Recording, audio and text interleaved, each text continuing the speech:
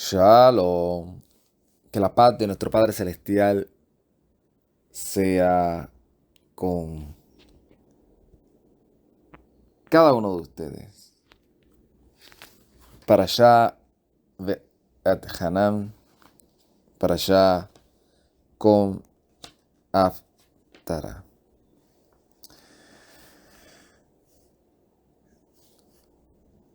En esta para allá vamos a tocar, se podría decir, o reafirmar puntos fundamentales, se podría decir doctrinales, la base de nuestra emuná, de nuestra fe. O sea, se podría decir a lo que le llaman pilares de la fe, fundamentos, cosas de los cuales este servidor a veces reconozco que no he tocado. Algunos sí, los he tocado muchísimo, pero hay unos que no he tocado mucho, porque yo creo que cuando uno tiene la seguridad de lo que uno cree y está convencido, y llega el momento, ¿verdad?, en el cual este servidor se ha dado cuenta que lamentablemente dentro del camino de la fe tenemos eso, de que cuando algo, perdón, cuando algo de lo cual estamos hablando llega un momento en que no estamos de acuerdo con la otra persona, hay personas que lamentablemente pues lo primero que hacen es descalificar a la otra persona y encerrarse en en su justificación, ¿verdad?, en lo que consideran en sus argumentos, igual que la otra persona podría decir lo mismo de uno. Y tú también te has encerrado en tus argumentos y de ahí no quieres salir y no estás considerando los argumentos que yo traigo. Y yo, hasta el día de hoy, sigo creyendo firmemente en estos argumentos que inclusive hace varios años atrás, cuando grabé la serie de Historia de las Iglesias y Origen de la Doctrina, en el último video expliqué ahí la base de la emuná, los fundamentos que este servidor tiene, que hasta el día de hoy siguen siendo los mismos. Los mismos. Y como algunas personas yo los he escuchado, ¿verdad?, y reconozco que lo he tomado como sugerencia y como ejercicio. Y es revisarlos. Revisar esos fundamentos de los cuales, por X o Y razón, ¿verdad?, se sabe que ha sido un debate, o han sido debates no desde hace 20, 30, 50 años, sino aún desde el primer o segundo siglo, ya después de que el Mesías había ejecutado toda la obra que se le encomendó. Ya ahí automáticamente comenzaron esos debates sobre muchos temas. Y yo me quedo preguntando siempre eso. Si la Escritura está ahí y decimos que creemos en ella a más de 1000%, ¿por qué no ir a la Escritura? ¿Por qué no ir a la Escritura? ¿Por qué ponernos a filosofar? ¿Por qué ponernos a sacar y a tratar de darle una comprensión o una interpretación a algo que ya está explicado claramente en los escritos? En los escritos. Y de eso se va a basar esta conversación, de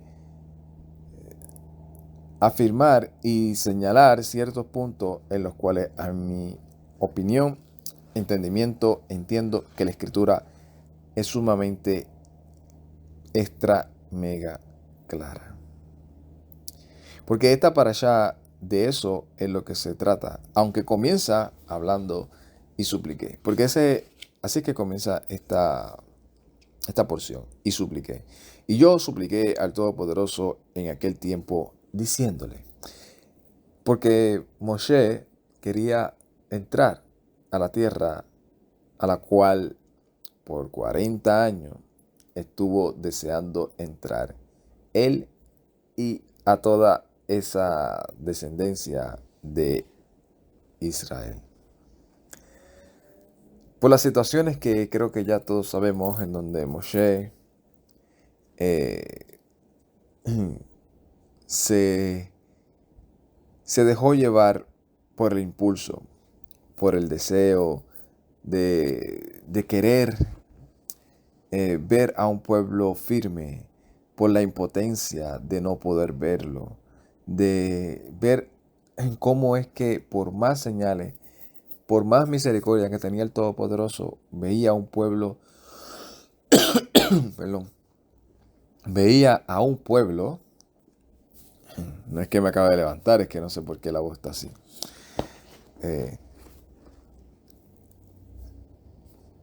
porque estamos levantados hace rato.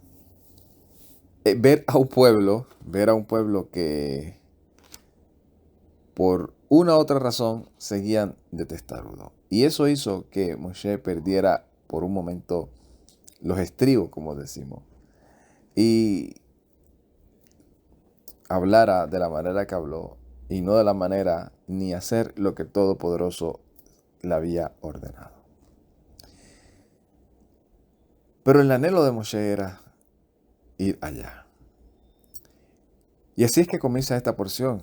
Y Moshe explicando que él es como cuando dejan a alguien que la familia dice, mira, vamos para la playa. Y de momento viene uno y le pasa algo, se ensucia todo, la familia dice, así sucio no vas a poder ir con nosotros porque...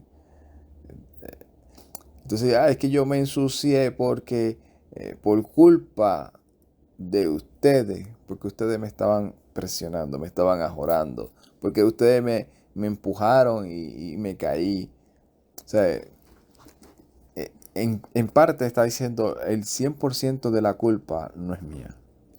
Sí, es verdad, yo me enojé, es verdad, yo perdí los estribos, es verdad, yo no debía haber hecho eso, pero es que este pueblo me llevaba ahí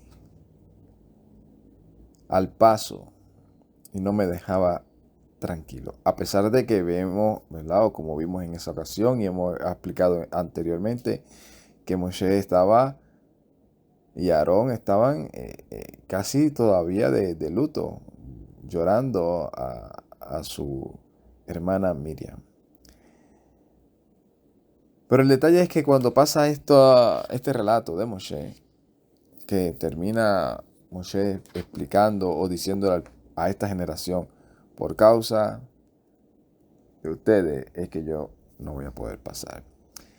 Y comienza a relatarle otra vez todo lo que el Todopoderoso ha hecho y cómo ellos deben de andar. Y ahí comenzamos a ver cómo Moshe comienza a ponerle lo principal, esos pilares de los cuales ellos no pueden salirse de ahí. De lo contrario, estarían ellos desobedeciendo al Todopoderoso y las consecuencias las iban a ver. Y pone como ejemplo a aquellos que siguieron a Baal peor. Dice, ustedes vieron Deuteronomio o Devarim capítulo 4 verso 3. Ustedes vieron con sus propios ojos lo que hizo Joab a causa de Baal peor. Pues todo hombre que siguió a Baal peor fue eliminado, destruido. pero por lo ha destruido el Yehovah su Elohim de en medio de ustedes. Y ustedes, los que se adhirieron a Yehovah su Elohim, están todos vivos aquí hoy. O sea, poniendo como ejemplo, diciendo, si ustedes dejan toda esta instrucción, todo esto que yo les establecí a ustedes, como es la identidad que ustedes van a tener, realmente eso es decir que se han adherido al Todopoderoso. Pero si ustedes dejan eso, es como si se estuviesen adhiriendo a otro poderoso, porque cuando tú dejas de hacer algo, lo reemplazas siempre por otra cosa. ¿Y qué es una de las cosas que no nos podemos olvidar nunca y que debe ser una regla, una ley inquebrantable? Lo que le dice en el verso 2 de Devarim capítulo 4. No añadirás sobre la cosa que yo les ordeno, ni disminuirás de ella, para que guardes los mandamientos de Yehovah su Elohim, que yo les ordeno. O sea, no le añadas y no le quites. Y eso es algo que siempre está en los labios de todo creyente. A la Biblia, entonces ellos ponen la Biblia como un todo. A la Biblia es infalible. En la Biblia no se le puede añadir ni quitar. ¿Y en dónde está el problema?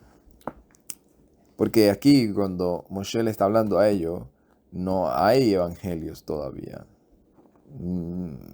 No hay. Ni tan siquiera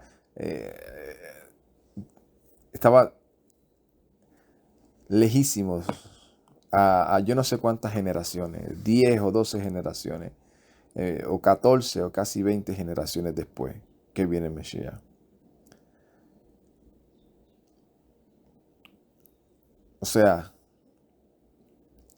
le está diciendo claramente, no le añada. ¿A qué? A lo que yo les ordeno, lo que Yehovah me ordenó a mí para que yo les enseñara a ustedes. Ni le añade ni le quite.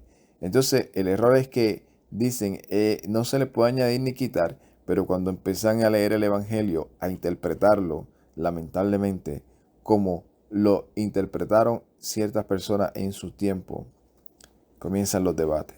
No, pero es que mira lo que dice aquí. O sea, no me importa si contradice el fundamento. No, es que mira lo que dice aquí. Y como esto me conviene, pues yo lo interpreto para flexibilizar y librarme de cumplir. Pero si nosotros leemos lo que dice Mesías, en Mesías Yeshua, nuestro Salvador, dice claramente que no pasará ni una yod ni una til de la Torá. O sea, no se le añadirá ni se le disminuirá a la Torá. Y el problema está cuando no tenemos el balance. Cuando llega el punto en donde muchas personas se hacen maestros líderes y comienzan a añadirle a la Torá. No, es que la Torá no fue suficiente. Por eso es que se le dieron una Torá oral a Moshe, en donde esa Torá oral añadida es la que te va a enseñar a ti cómo tú cumplir la Torá escrita. Y esa Torá añadida tiene otro contenido donde tiene las alajot de nuestros maestros, que es poner esos cercos que son mandamientos que tienes que cumplirlo. Si no estás cumpliendo ese mandamiento, estás quebrando la estructura y estás de una otra manera a un nivel como si estuvieses desobedeciendo un mandamiento del Todopoderoso, aunque es un mandamiento del rabino. Y esa estructura de añadir y de añadir y de añadir, no, que el rabino dice que esto es así y por eso lo dice así, y mira el verso de la escritura que dice así, y de este verso es que él sacó esta alajot, esta interpretación, y esta interpretación nos lleva a que hoy en día tú tienes que hacer esto de esta manera y de esta manera, y si no lo estás haciendo, está infringiendo el mandamiento. Y Yeshua les dice, ustedes son los que han quebrantado el mandamiento de Elohim por seguir las tradiciones de sus ancestros. No, que tú no puedes llevar la cosa esa, que ahora se me olvidó,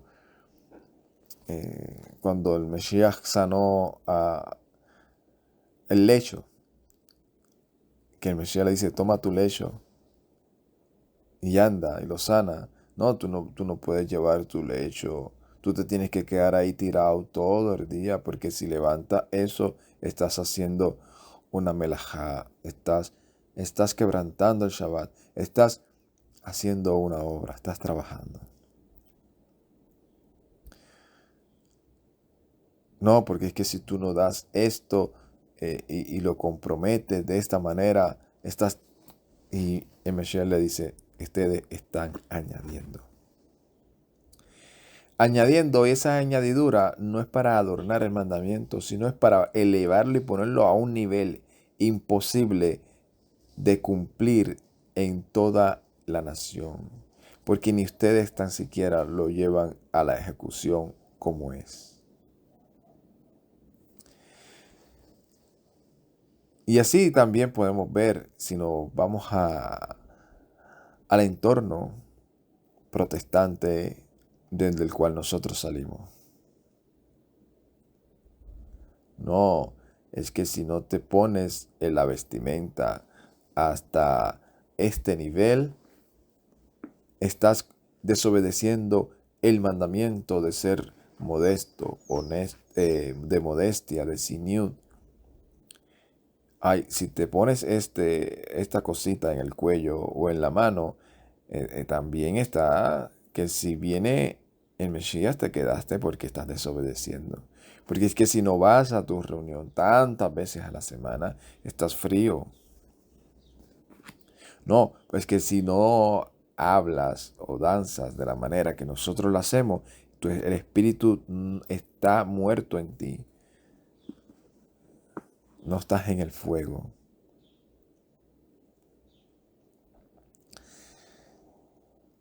Y si nos vamos a la parte de la disminución, están los que disminuyen. Ese mandamiento está abolido. El Mesías lo clavó en el madero. Me acuerdo, para vergüenza mía, lo digo para vergüenza mía, yo me acuerdo cuando llegaba un señor, llegó como 2 veces, 3 veces allí a donde yo laboraba, y hablaba conmigo sobre la escritura y esto y lo otro, y creo que fue la última vez que lo vi. Ni me habló, vino directamente hacia donde mí, con un librito, y me dijo, tú eres, ¿verdad que tú eres evangélico? Algo así fue que me dijo, tú eres evangélico, protestante, pentecostal. Yo dije, sí. Dice, sí, porque cada vez que yo hablo contigo, tú siempre me estás diciendo que la ley está abolida cuando hablamos de cumplir los mandamientos y eso. Sí. Me dijo, toma. Me dio el libro y se fue. Y yo cogí el libro y me lo traje y tuvo como una semana ahí que ni lo miraba y de momento me dio con mirarlo. Y mirando y leyendo, sí, por encima, dije, a ver qué fue lo que me dio este hombre. Porque él me preguntó, ¿la ley fue clavada en el madero, abolida o no? Y yo le dije, sí, la ley fue clavada en el madero. Porque eso fue lo que me enseñaron a mí. Y me citaban un texto que yo no sabía entender, y como no lo sabía entender, pues yo decía amén. Y me citaban el texto, no me leían todo el contexto, no. Me citaban el texto. Me lo citaban, el texto. No me leían todo el contexto. y no me decían el problema del cual realmente estaba pasando ahí en el momento en el cual Shaul estaba escribiendo esa carta. No me dijeron a quiénes a quién se las escribió. No me dijeron realmente el problema. No me están diciendo cuál es la apologética, se podría decir así, tal vez lo estoy diciendo mal, de la cual Shaul estaba defendiendo. No me dijeron absolutamente nada. Solamente me citaban el texto ahí, pateado como decimos acá. Mira lo que dice aquí. Ahí te dice claramente que el Mesías clavó la ley de maldición. Oh, pero ¿qué ley era la ley de maldición? No, tampoco me la explicaron, porque obviamente también por desconocimiento lo que pensaban ellos, y todavía muchos siguen pensando, es que cuando Shaul habla de ley, automáticamente está hablando de Torah.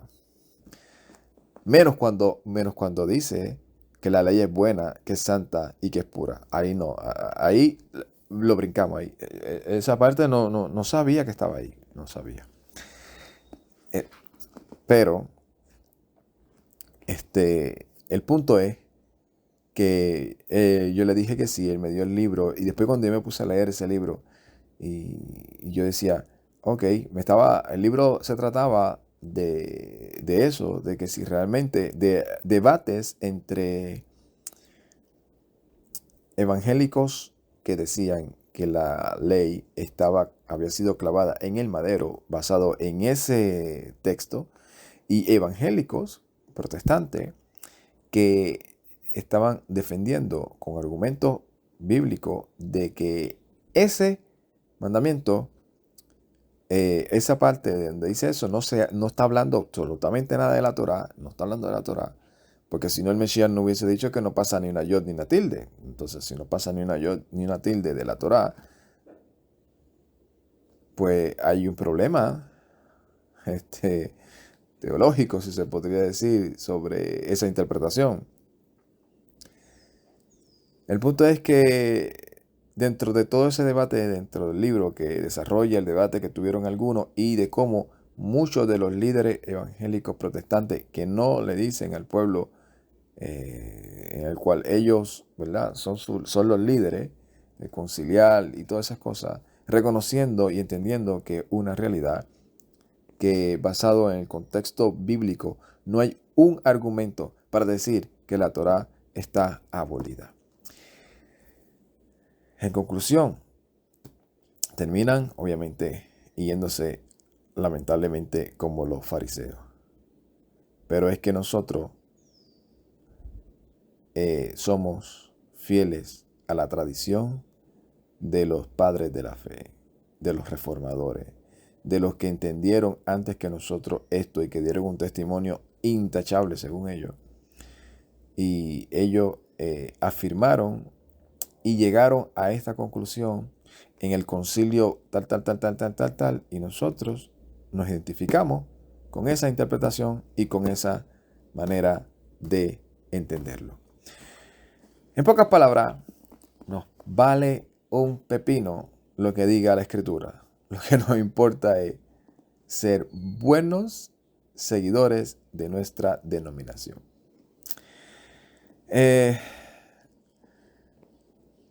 Y el Mesías nos enseña claramente, no quitarás. Y Shaul también le dice a Timoteo, toda la Escritura. Y cuando habla de toda la Escritura, y cuando el Mesías está hablando, no quitarás, está hablando cuando todavía los evangelios no estaban a la mano de ninguno de los seguidores, ni las cartas de Shaul. Cuando los discípulos de Mesías entraban a la sinagoga, no leían los evangelios. Decía que leían la porción de la Torá y la porción de los profetas. Lo que estamos haciendo hoy, Parashá y Haftará. Y esos son varios de los fundamentos de los cuales nosotros tenemos que tener siempre así entre ceja y ceja. Porque esa es la manera de nosotros medir quién realmente sutilmente viene a tratar de introducirnos o llevarnos a que nosotros andemos medio inclinados. Medio inclinado. Así, guardando los mandamientos que nos conviene, que nos parecen, que se nos hace más fácil, o a los que nuestro grupito ha decidido que son los bíblicos. Los otros, aunque son bíblicos, no son aplicables a ellos, aunque están incluidos entre todos los que tenemos que obedecer. Y ese es uno de ellos. Otro, ¿verdad? De los que nosotros tenemos que tener presente y que también ha sido un debate de muchos años.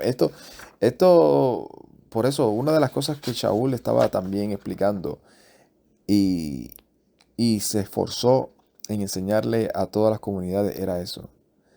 No se dejen llevar porque hay muchos que están diciendo que por nosotros decir que nosotros tenemos vida eterna por la gracia que fue derramada en el Mesías Yeshua, están diciendo que eso es hablar en contra de la ley.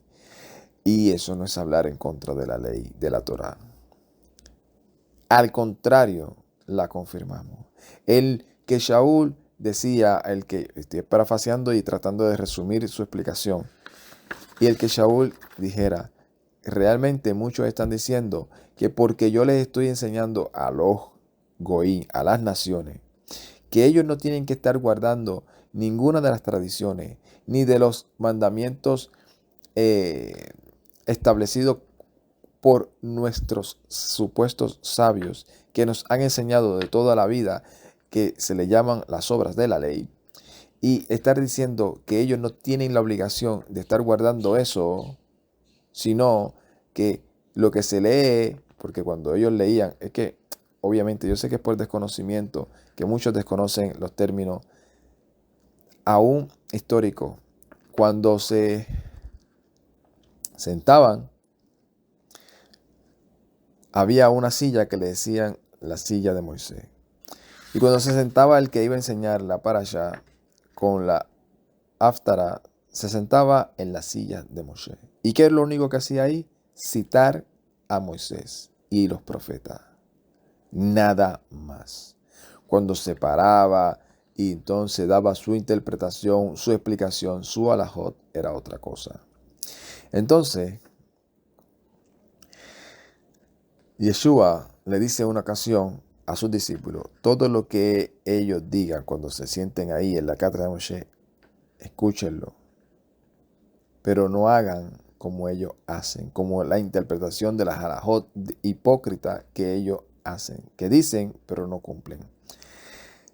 Entonces Shaul les está explicando y les está diciendo a ellos, esto nosotros lo tenemos como tradición y lo cumplimos porque se nos enseñó todo el tiempo, pero ustedes saben, y que se lo dice a Kefa, tú sabes muy bien claramente que nada de eso nos trajo provecho para la salvación. En ninguna manera no nos trajo provecho para la salvación, sino el cumplir los mandamientos del Todopoderoso, el seguir su palabra en la revelación del Mesías Yeshua, que nos enseñó que ninguno de estos gentiles los llamemos inmundos, porque han sido purificados, salvados, y la llenura del Espíritu también ha llegado a su vida. Y Él no hace excepción de persona. Y entre toda esa explicación que Shaul está hablando, lo que le está diciendo es eso.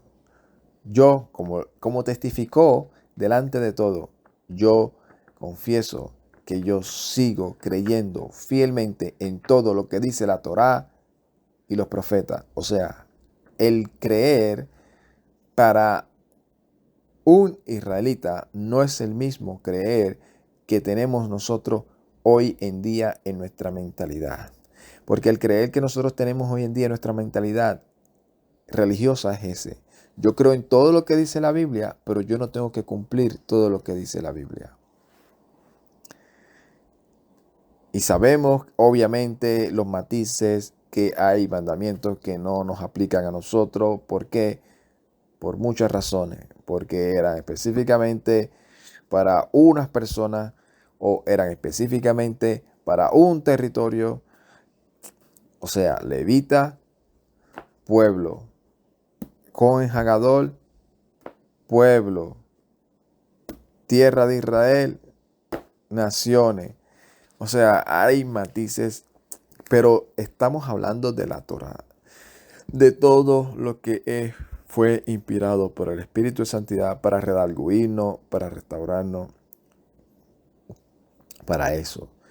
Entonces, ese matiz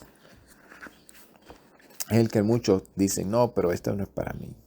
No, pero es que, no, todo, todo. Entonces, ese pensamiento en el cual, no, yo creo en lo que dice ahí, yo creo en lo que dice Moisés. Sí, no, pero para el pensamiento israelita, creer es que tú aplicas y obedeces. Esa es la manera en la cual demuestra que tú crees en algo. Por eso el Todopoderoso le decía, este pueblo nunca ha creído en mí.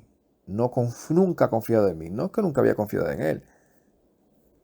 En el sentido así literal, no. Porque decían que él era su Elohim.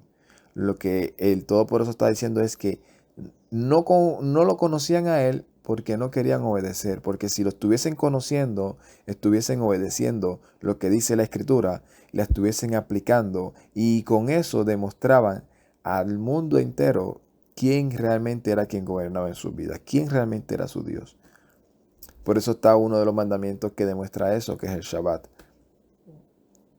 Es una señal entre nosotros y nuestro Dios, entre nosotros y nuestro Elohim, nosotros y nuestro poderoso, en el cual nos enseñamos nosotros mismos que Él es el que gobierna sobre nuestras vidas y no nosotros, a nosotros mismos.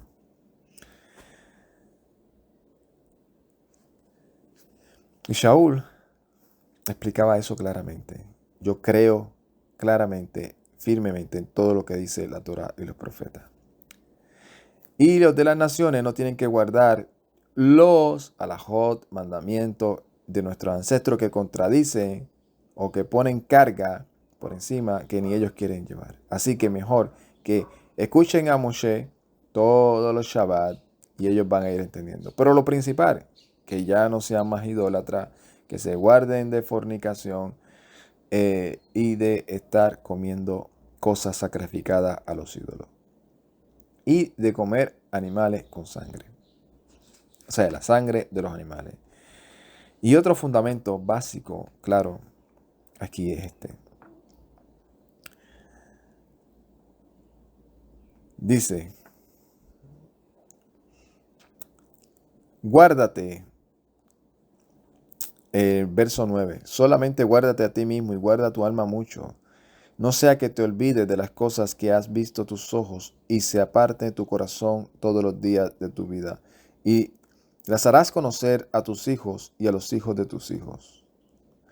Y el día en que estuviste delante de Jehová el Elohim en Joreb, cuando me dijo, júntame este pueblo para que yo le haga oír mis palabras, las aprendan para que me teman todos los días que vivieren sobre la tierra y también se la enseñen a sus hijos.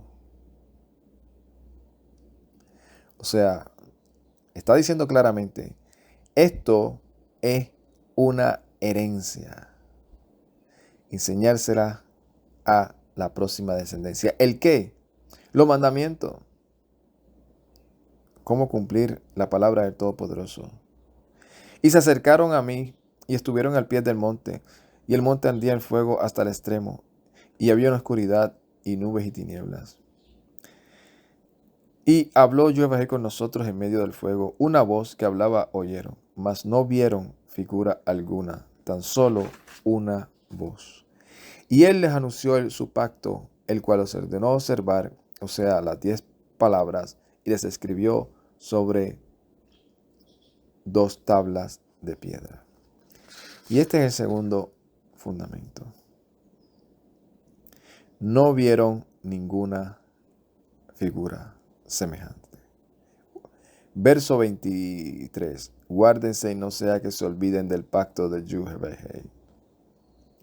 su Elohim, el que ha hecho con ustedes, y no se hagan escultura alguna o semejanza o cualquier cosa que te ha ordenado cosas que te ha ordenado no hacer, Jehová. Porque Jehová tu Elohim es un fuego devorador. Él es celoso.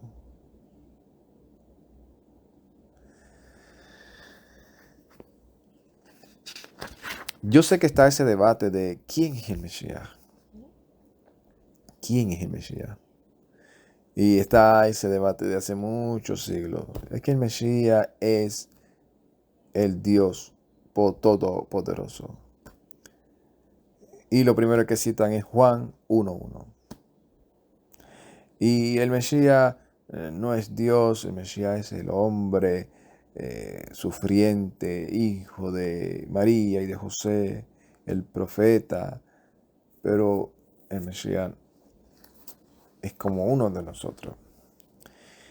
Y en lo que fue historia de la iglesia, origen de la doctrina, yo hablé de esa parte en donde empezaron a surgir más fuertes esos debates, en donde unos decían, Él es Dios y hombre, Él es Dios, Él es profeta, Él es todo humano, y vino el emperador de esa época y dijo, mira, Él es Dios y hombre también. Así que se acabó el debate, los dos son buenos, los dos son malos.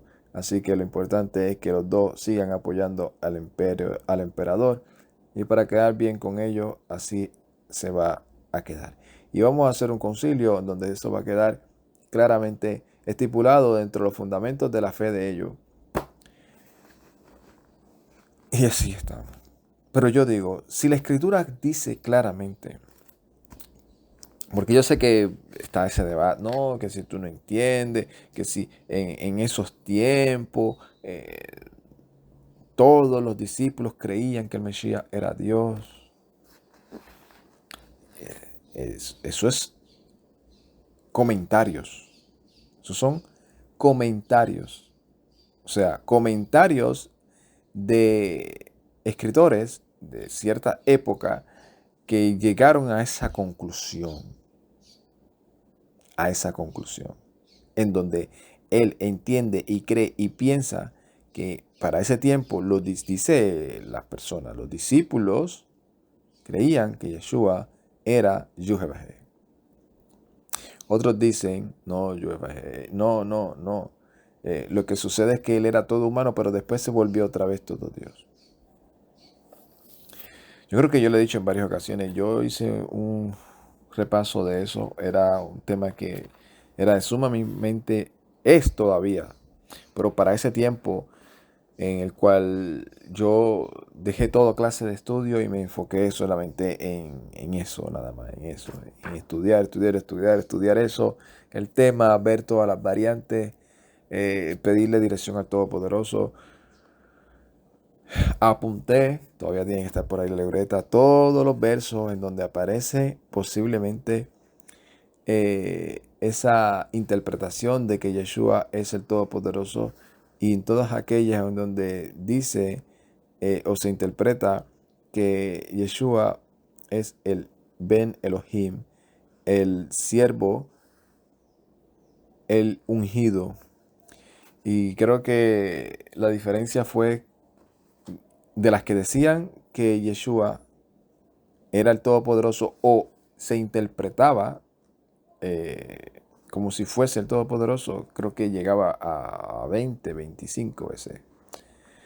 Y en las que decían claramente que Yeshua era el hijo de Elohim, el siervo de Elohim, el ungido, creo que sobrepasaba las 400. Y yo no soy más espiritual ni más sabio que nadie.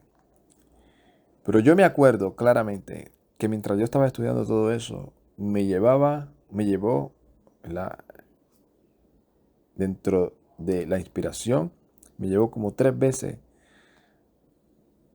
y me enseñó, ¿verdad? El Todopoderoso por medio de eso, y me llevó como 3 veces a la declaración de Kefa. Y me dijo, y yo entendí, y yo dije claramente, no importa lo que me diga el debate, el explicador, el que sea, yo voy y quiero y deseo obedecer y creer a lo que a lo que está escrito, que se interpreta por sí mismo, que a lo que me diga otra persona basado en su interpretación, porque no es una cosa que basada en que, no, mira, léelo aquí, léelo aquí, léelo aquí, léelo aquí, no es basada en su interpretación, en su percepción, en su entendimiento, en su lógica. Porque si alguien me dice a mí, es que en los tiempos de antes, los israelitas veían al Todopoderoso como si tuviese cuerpo, como si tuviese un cuerpo. Y podría ser que hubiesen israelitas que pensaran así, pero eso no es lo que enseña aquí la escritura, porque aquí la escritura Moshe le está diciendo, por medio de lo que el Todopoderoso le está inspirando, cuídense de no pensar y hacerse o hacerme a mí a imagen o semejanza de hombre o de animal o de ave o de peces. Cuídense de no caer en eso, en ese pensamiento de pensar que yo soy o parezco o soy semejante a algo visible. O sea, que una cosa es lo que ciertas personas hayan llegado en su propia conclusión, que se les respeta y no se cuestiona de que pudiera haber un grupo de personas que pensaran así. Pero lo que está escrito es otra cosa. Y aquí me dice como base y como fundamento, cuídate de no hacer esto. Cuídate.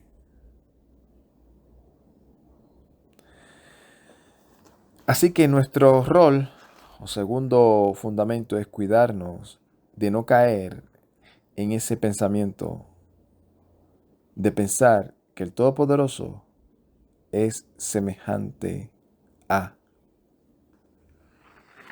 semejante a.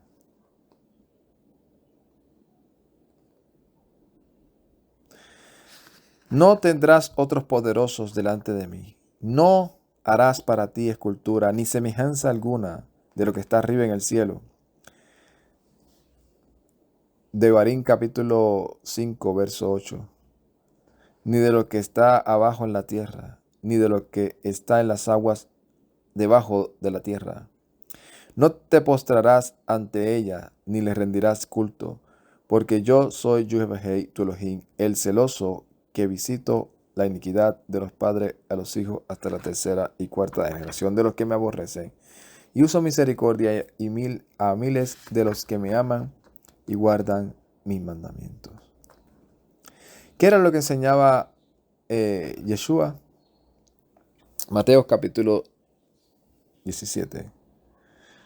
Estas cosas habló Yeshua y levantando los ojos al cielo dijo, Padre, la hora ha llegado, glorifica a tu Hijo, para que también tu Hijo te glorifique a ti. Como le has dado potestad sobre toda carne, para que dé vida eterna a todos los que le diste. Y esta es la vida eterna, que te conozcan a ti, el único Elohim verdadero, y a Yeshua tu ungido, a quien has enviado.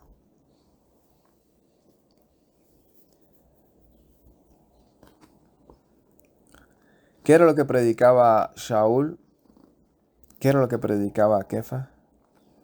Este Yeshua al cual ustedes ejecutaron era el ungido, el prometido del Todopoderoso, enviado para la remisión de nuestros pecados y para que en él tengamos vida eterna. Y es que hay un principio básico que muchos pasan por alto, sea por ignorancia, porque no lo ven, porque quieren o a propósito. Que cuando se habla del Mesías en muchas ocasiones, con toda la autoridad que el Mesías tiene, y vemos que esa autoridad es igualita a la que tiene el Todopoderoso, y que habla del Mesías con todos los atributos del Todopoderoso, se olvidan del principal pilar, y es que es una realidad porque hubo algo previo, que el Todopoderoso dice claramente que le iba a transferir toda esa autoridad en los cielos y en la tierra a su Hijo. Y por eso su Hijo, el Mesías, o el enviado, el ungido, aquel que es la imagen que representa al Todopoderoso en la faz de la tierra, es el que tiene todo ese poder. Por eso no es nada raro que nosotros veamos en algún relato escritural, hablando del Mesías, con todos los atributos y autoridad como si se estuviese hablando del Eterno. Porque a él se le transfirió toda potestad y toda autoridad. Y no es descabellado decir que el Mesías es poderoso. O sea, que el Mesías es Dios. El Mesías es Dios porque es poderoso. No porque es aquel al cual dice que nadie lo ha visto ni lo puede ver. Aún en el monte Sinaí se lo dice y en esta parashá se lo relata. Claramente, no vieron figura alguna, solo escucharon una voz.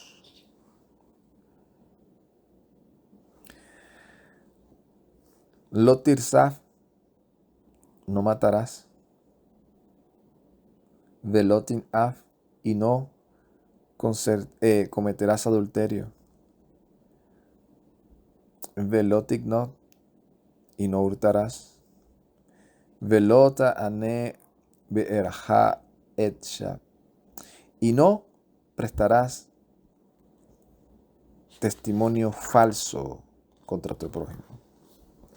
De esto se podría, de cada uno de estos, algún día tal vez lo volveré a hacer. Creo que en una ocasión lo hice. Pero yo creo que se vería sumamente importante en algún momento sacar aunque sea uno o dos estudios de la importancia de los mandamientos. Aquí son 10 frases. Me acuerdo claramente que dentro de esa persona no fue aquel que me dio el libro, sino otras personas que también he hablado en otra ocasión. Me decían, ustedes están cortos, ustedes están cumpliendo 9 mandamientos cuando son 10. Y yo decía, no, aquello y lo otro. Todo para no reconocer. Para no reconocer lo obvio. Porque de todos estos mandamientos está ese. Sheshet yamin ta'abod ve'azita kol melateja. 6 días trabajarás y harás toda tu obra. Ve'asarta aquí evet adida be'eretz Misraim. Y recordarás que fuiste siervo en la tierra de Misraim. Y en el verso 14, Veyo hashbi'i Shabbat, Yuvahei Eloheija, lo ta'ase hol melacha ata ubinja ubiteja, ve'abdeja, ve'amateja, ve'shorja, ve'armoja, morja, ve'lo be'metja, ve'erja asher bi'azeirja, lema'an Yanuah abdeja ve'atneja kamoja. 6 y más el séptimo día, Shabbat, cese, será dedicado a Yovehei. No harás alguna cosa. No, es que esto era para los israelitas. Ni tu hijo, ni tu hija.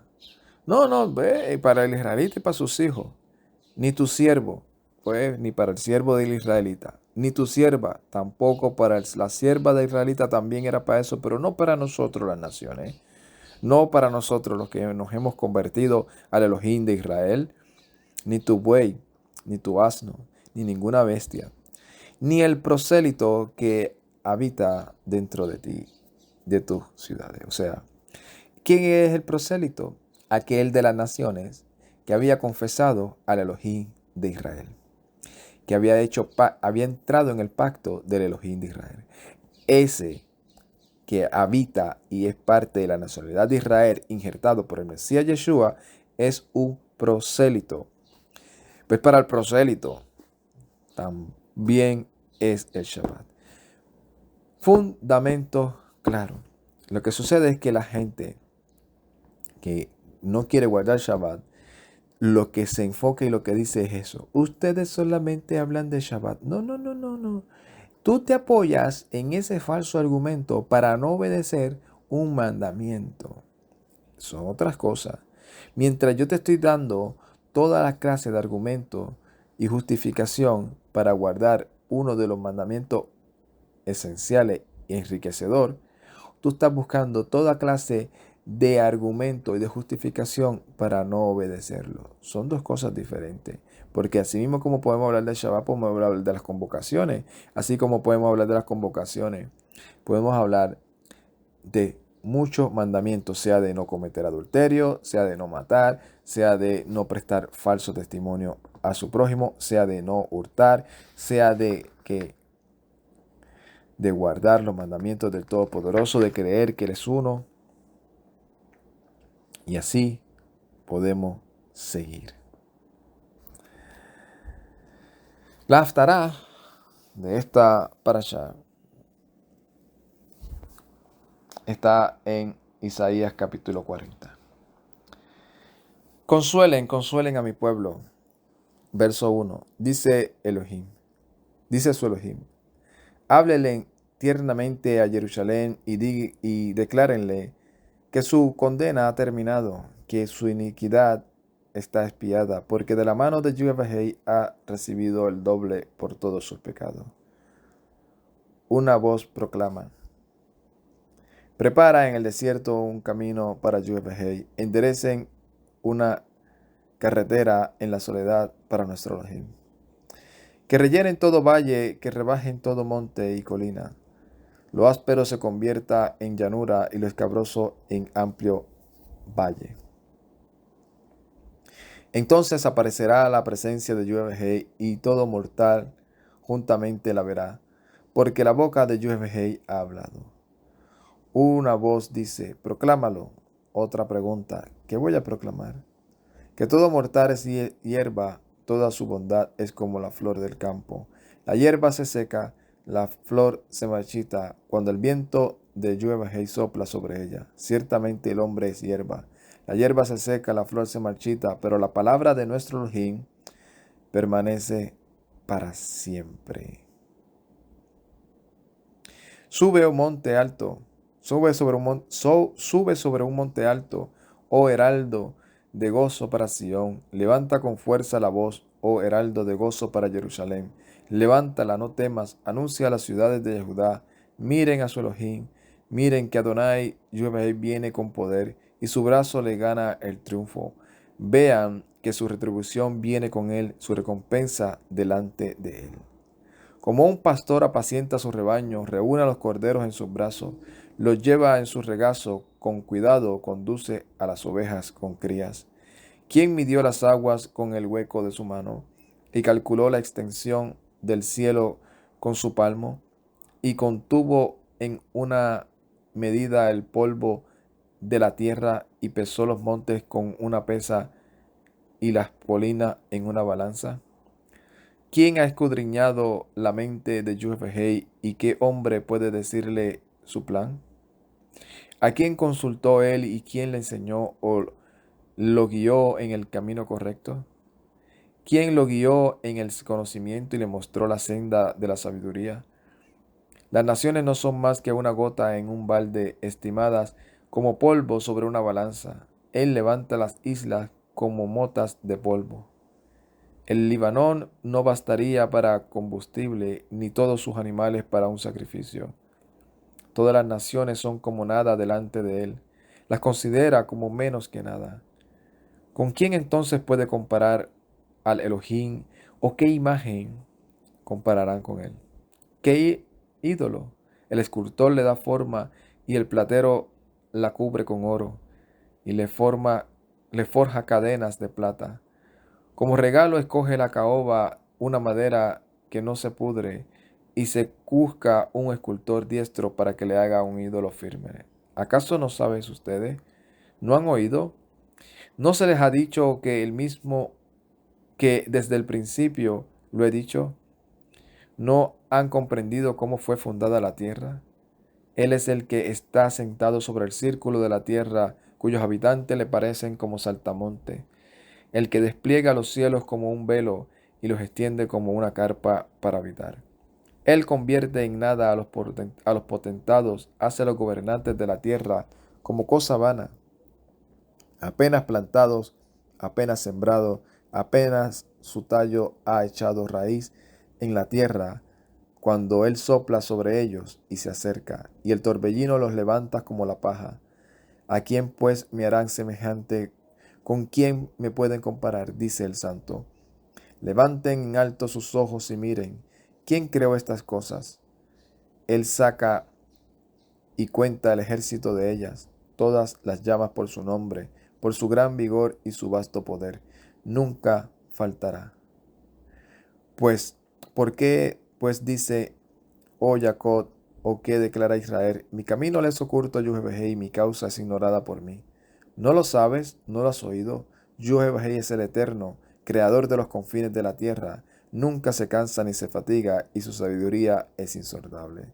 Él da fuerte al cansado, fresco vigor al agotado. Los muchachos se fatigan y se cansan, los jóvenes tropiezan y caen. Pero los que confían en Yuhebejei renovarán sus fuerzas como las águilas, echarán nuevas plumas, correrán y no se cansarán, caminarán y no se fatigarán. Aquí claramente ve cómo el Todopoderoso le dice a su pueblo, ¿con quién me compararán? ¿Qué imagen me compararán a mí? Y muchos dicen o se apoyan en estos también para decir, ve que aquí dice claramente que Yuhebehei va a venir, que todos los van a ver, que Él es el que va a pastorear. Pues ¿quién fue el que hizo eso? El Mesías. Pues eso es un argumento bien débil, porque el Todopoderoso también dice claramente que Él fue el que sacó al pueblo de Israel, que Él los llevó como la nodriza lleva sus polluelos a su cría por el desierto. Y también dice que fue por mano de Moshe, de Aarón y de Miriam. O sea que ese contraste o esa comparación tenemos que hacerla idéntica. No podemos hacer una cosa que otra. No podemos decir, el Todopoderoso dice, inclusive el Eterno mismo dice, yo soy el que los he soportado todos estos años. Y también le dice, yo soy el que por medio de mis profetas les he hablado todos estos años. O sea, es lo mismo. Es entender el lenguaje. Entender el contraste del mensaje de lo que el Todopoderoso transmite. Y sí, me llevó a esa parte en 3 ocasiones donde yo leí claramente cuando el Mesías le pregunta a Kefa directamente, ¿y ustedes quién dicen que soy yo?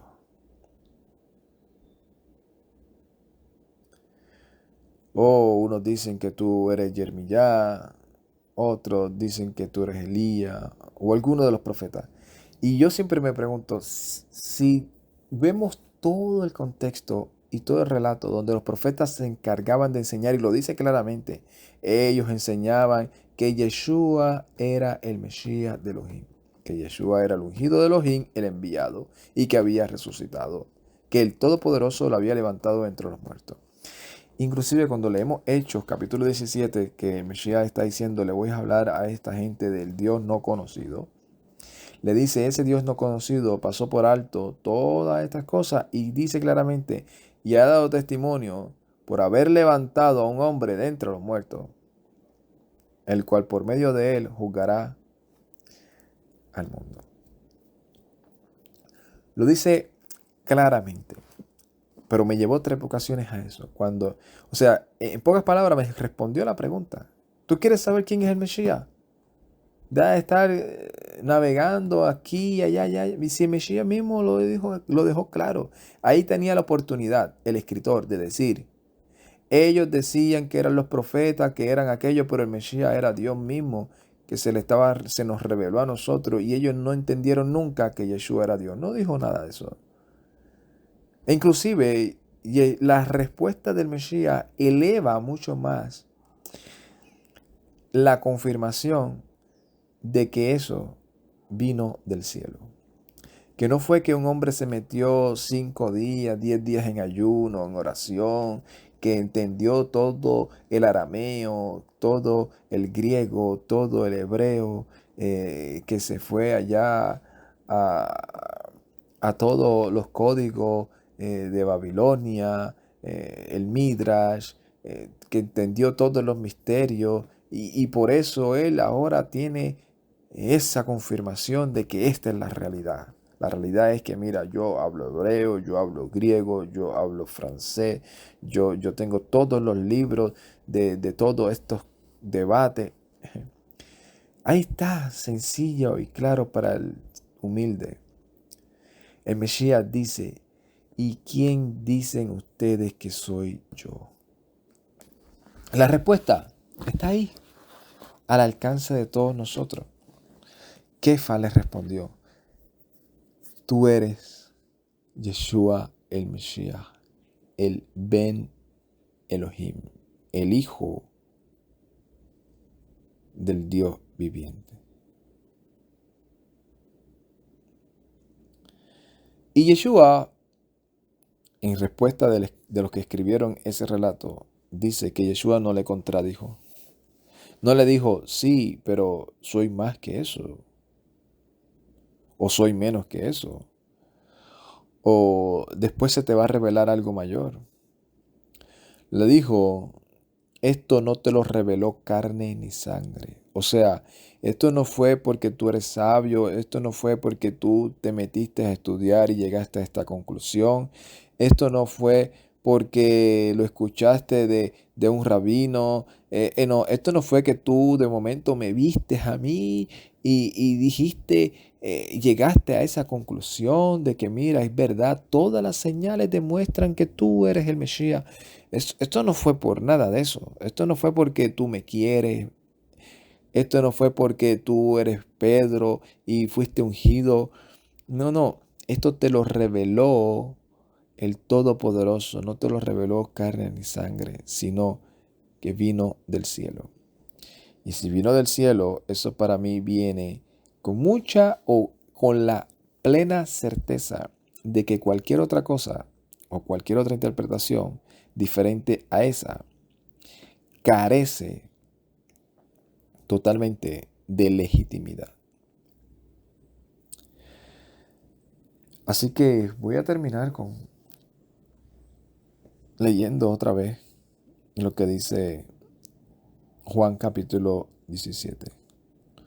Estas cosas habló Yeshua y levantando los ojos al cielo dijo, Padre, Abba,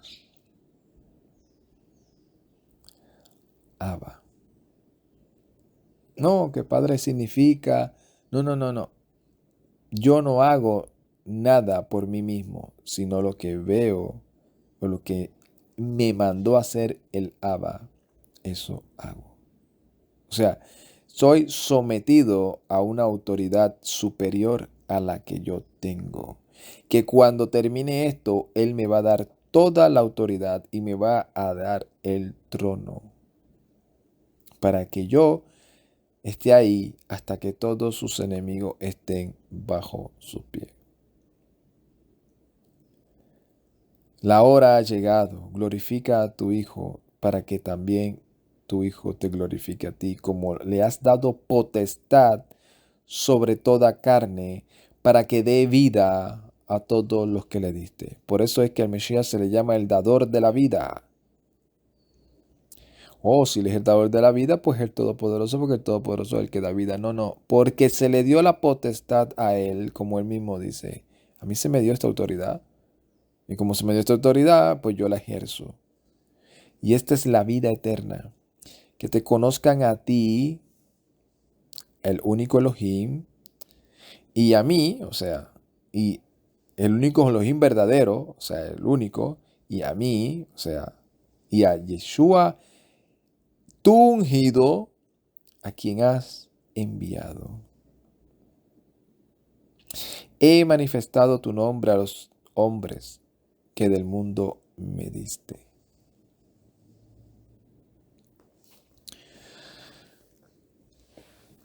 Shalom, Brajá, Lecolán, paz y bendiciones a todos. Ay, tate.